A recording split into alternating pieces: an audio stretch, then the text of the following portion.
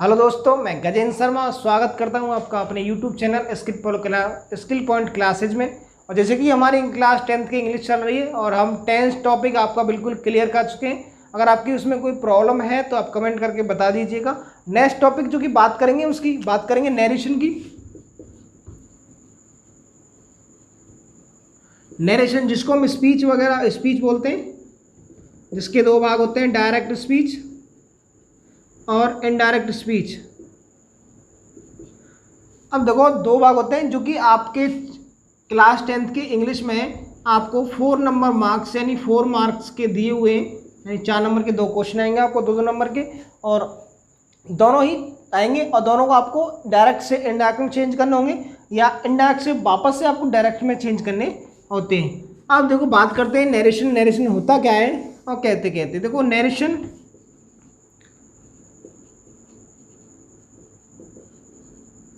अब नरेशन का हिंदी मीन की बात करें तो उसको बोलते हैं कथन, यानी कि स्टेटमेंट। अगर इसका सिनोनिम बात करें तो होता है एक स्टेटमेंट।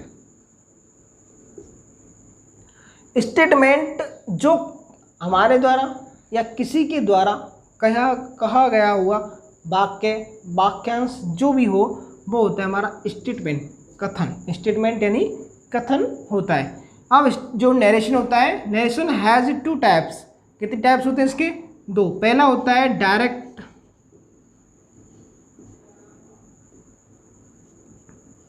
Direct speech.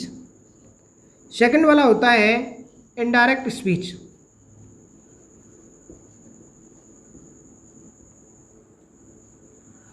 अब देखो, डायरेक्ट स्पीच और इनडायरेक्ट स्पीच होते क्या हैं? डायरेक्ट स्पीच वो होते हैं जिसमें किसी के द्वारा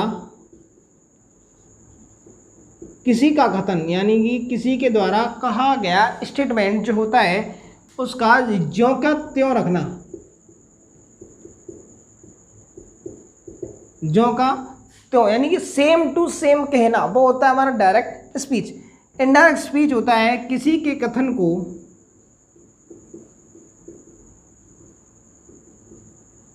अपने शब्दों में कहना। अपने शब्दों में कहना क्या होता है हमारा इनडायरेक्ट स्पीच।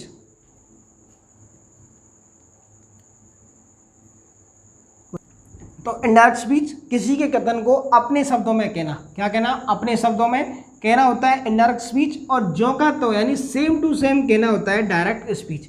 नरेशन मतलब कथन, स्टेटमेंट टाइप होते हैं 2, डायरेक्ट स्पीच और इनडायरेक्ट स्पीच। बात करें डायरेक्ट स्पीच की, किसी के कथन का ज्यों का तो कहना डायरेक्ट स्पीच होता है। इनडायरेक्ट स्पीच किसी के कथन को अपने शब्दों में कन्वर्ट करके कहना, वो होता है हमारा इनडायरेक्ट स्पीच। बात करते हैं एग्जाम्पल की। Ram said to me I can do it. ये हो गया, राम ने मुझसे कहा मैं इसको कर सकता हूँ। तो ये हो गया ज्यों का तो, जैसा उसने कहा हमने उसी के शब्दों में। ये वाला हमारा हो गया स्टेटमेंट। क्या हो गया? स्टेटमेंट हमेशा जो होता है वो इन्वर्टेड कॉमा में क्या होता है? बंद। ठीक है, तो ये स्टेटमेंट हो गया, ये हमने सेम रखा तो डायरेक्ट स्पीच। अब हम अपने शब्दों में कैसे कहेंगे वो देख लेते हैं। राम टोल्ड मी दैट, आई के सबसे first person, he could do it. हमने चेंजिंग क्या की थी? हमने टोल्ड, दैट को इंक्लूड किया, हमने बढ़ाया था। सैड को हमने टोल्ड में बदला, टू को हटाया था। कैन का हमने कुड किया और इन्वर्टेड कोमा की जगह हमने दैट का प्रयोग किया। ये सारे जो चेंजिंग्स होते हैं इनके बारे में हम आगे बात करेंगे। तो हमारा एग्जाम्पल तो ये हो गया हमारा डायरेक्ट स्पीच का भाग, और ये हो गया हमारा इनडायरेक्ट स्पीच का भाग।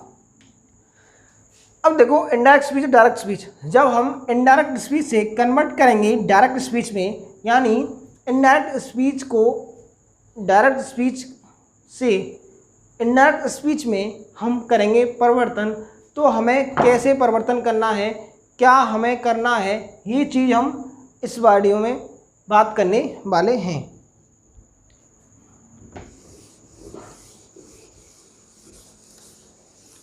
अब देखो नरेशन जब हम इनडायरेक्ट से इनडायरेक्ट में चेंज करेंगे, हम इसकी शॉर्ट फॉर्म चलते हैं। Direct speech DS, indirect speech IS, ठीक है, या फिर बोले तो IDS कर लो इसको, IDS, इनडायरेक्ट स्पीच और डायरेक्ट स्पीच। अब डायरेक्ट स्पीच से जब हम इनडायरेक्ट स्पीच में चेंज करेंगे तो हमें 4 प्रकार के चेंज करने होते हैं, जिसमें सबसे पहला हम बात करेंगे, वो करेंगे टेंस चेंज की।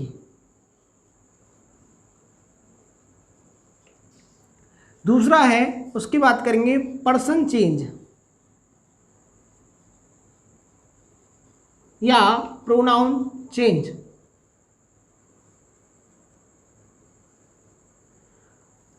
थर्ड है हमारा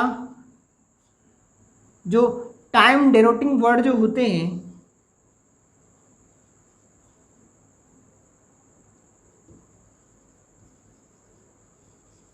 उनको चेंज करना।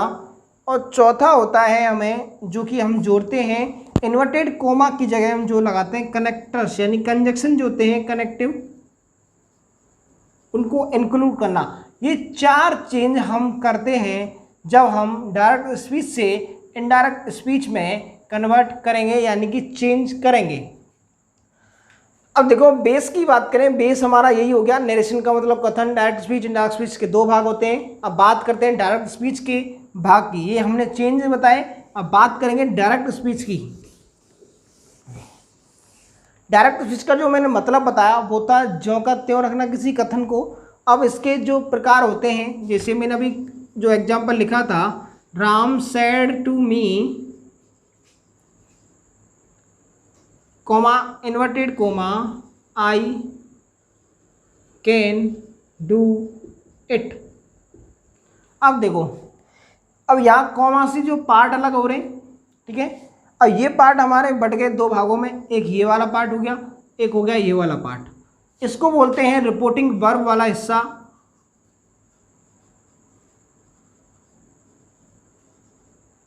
और इसको बोलते हैं अपन रिपोर्टेड स्पीच वाला हिस्सा।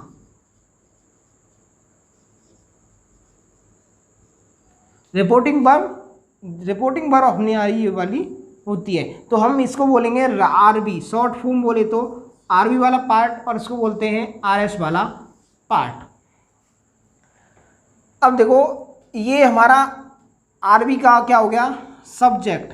क्या हो गया, सब्जेक्ट। किसका, RB का सब्जेक्ट क्या हो गया, राम। RB की वर्ब क्या हो गई, सैड, और RB का ऑब्जेक्ट क्या हो गया अपना, मी। किसका, इसका ये क्या हो गया, ऑब्जेक्ट। अब देखो ये हो गया हमारा रिपोर्टेड स्पीच वाला हिस्सा। अब ये हमारा क्या होगा, आई क्या हो गया, सब्जेक्ट। किसका सब्जेक्ट, RS का, यानी रिपोर्टेड स्पीच का। ये हमारी रिपोर्टेड स्पीच की वर्ब, किसकी, रिपोर्टेड स्पीच की वर्ब, और ये हमारा ऑब्जेक्ट इसका रिपोर्टेड स्पीच का। तो हमें याद रखना है RB, DS का RB, DS के ये भाग होते हैं। ये DS का भाग कितने हो गए, 2, RB और RS, रिपोर्टेड वर्ब और रिपोर्टेड स्पीच। अब देखो सब्जेक्ट इसका राम, वर्ब और ये ऑब्जेक्ट। अब इसका हमारा क्या है, जब आगे हम चेंजिंग रूल्स हैं उनके बारे में बात करेंगे तो हमारे काम आएंगे। RB का सब्जेक्ट कौन है, RB का ऑब्जेक्ट कौन है, RB की वर्ब कौन है, RS का आई, RS का कैन, RS का कैन क्या है, helping verb, do main verb, it object. ये सारी चीज़ें जब पढ़ेंगे तो आगे हमें ज़रूरत पड़ेगी किनकी, इनकी शॉर्ट फॉर्म की, क्योंकि हम अगर फुल फॉर्म बात करेंगे तो थोड़ा टफ सा लगेगा, इसलिए शॉर्ट फॉर्म बात करेंगे। तो यहाँ पे हमने शॉर्ट फॉर्म के बारे में बात कर ली, DS के बारे में बात कर ली। अब बात करेंगे चेंजिंग्स के रूल्स के बारे में। तो पहले बात करें टेंस चेंज की।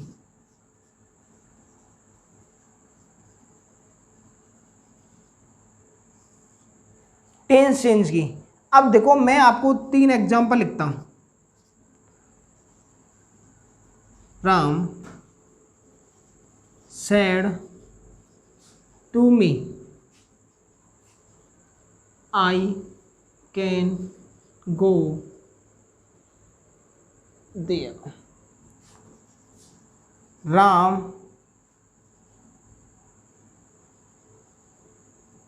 Says to me I can go there. Third वाला है Ram will say to me comma inverted comma I can go there. 3 example मैंने आपके सामने लिखे। इनमें डिफरेंस क्या है? केवल है डिफरेंस रिपोर्टिंग वर्ब की, रिपोर्टिंग वाले पार्ट की वर्ब का। अब देखो यहाँ पे है पास्ट, यहाँ पे है प्रेजेंट, और यहाँ पे है फ्यूचर। अब देखो जब हम डायरेक्ट स्पीच से इनडायरेक्ट स्पीच में चेंज कर रहे हो, तो यदि रिपोर्टिंग वाले पार्ट में, किसमें? रिपोर्टिंग वाले पार्ट में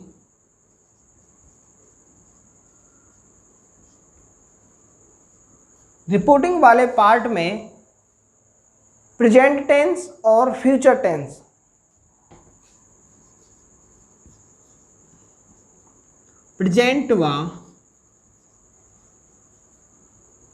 प्रेजेंट या फ्यूचर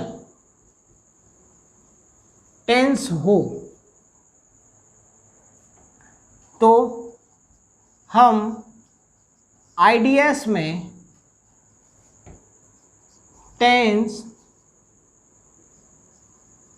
चेंज नहीं करते हैं। ये वाला याद रखना, नहीं करते। जब हमारा रिपोर्टिंग डायरेक्ट स्पीच के रिपोर्टिंग वर्ब वाले पार्ट में प्रेजेंट टेंस और फ्यूचर टेंस दिया हुआ हो, तो आगे आईडीएस में चेंज करते समय रिपोर्टेड स्पीच वाले भाग में टेंस चेंज नहीं करते हैं। याद रखना, नहीं करते हैं। तो करेंगे कब? जब हमारा पास्ट टेंस दिया हुआ होगा किसमें? रिपोर्टिंग वर्ब में, तब हम टेंस चेंज करेंगे रिपोर्टेड स्पीच में। तो हम आईडीएस में टेंस चेंज नहीं करते, यानी कि इस वाले टेंस को चेंज क्या करेंगे हम? प्रेजेंट है तो नहीं करेंगे, या प्रेजेंट है नहीं करेंगे, तो केवल पास्ट होगा। क्या होगा? केवल पास्ट टेंस हो तो आईडीएस में रिपोर्टेड स्पीच की वर्ब या टेंस चेंज करते हैं। ठीक है? अगर यहाँ प्रेजेंट हो और यहाँ क्या हो?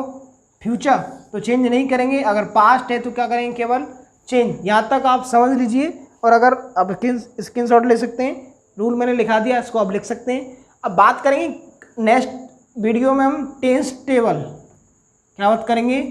टेंस की टेबल के बारे में, जिसके अकॉर्डिंग हमें टेंस को चेंज करना है, उसके बारे में हम बात करेंगे। फिलहाल टेंस चेंज के बारे में बता दिया, एग्जाम्पल है तीनों टेंस चेंज। चलो इनको करा के देख देते हैं करके। अगर प्रेजेंट है तो सैड को यहाँ पे कैन को किस में बदल देंगे? कुड में। कब? जब हम आईडीएस में चेंज करेंगे, यानी कि इनडायरेक्ट स्पीच में चेंज करेंगे। सेज है तो कैन का कैन रहेगा, और बिल से है तो कैन का कैन रहेगा। लेकिन यहाँ पास्ट सैड है, पास्ट फॉर्म है, तो कैन का क्या हो जाएगा? यहाँ कुड। इनमें दोनों में नहीं होगा। बाकी इसके बारे में बात करेंगे नेक्स्ट वीडियो में। तब तक के लिए आप नोट्स बनाएं और रखें, ये आपके लिए 4 मार्क्स का आएगा, याद रखना। और नेक्स्ट की टेंस टेबल हम नेक्स्ट वीडियो में बनाने जा रहे हैं। तब तक के लिए इतना आप याद कर लें, लर्न कर लें, और बिल्कुल एकदम ओके तरीके से इसको पढ़ लें। नेक्स्ट वीडियो में टेंस टेबल की बात करेंगे। अगर आपको हमारी वीडियो पसंद आई हो तो लाइक करें, सब्सक्राइब कर दें, और शेयर करना बिल्कुल ना भूलें, जिससे और भी बच्चे हमारा इस वीडियो का लाभ ले सकें। Thank you.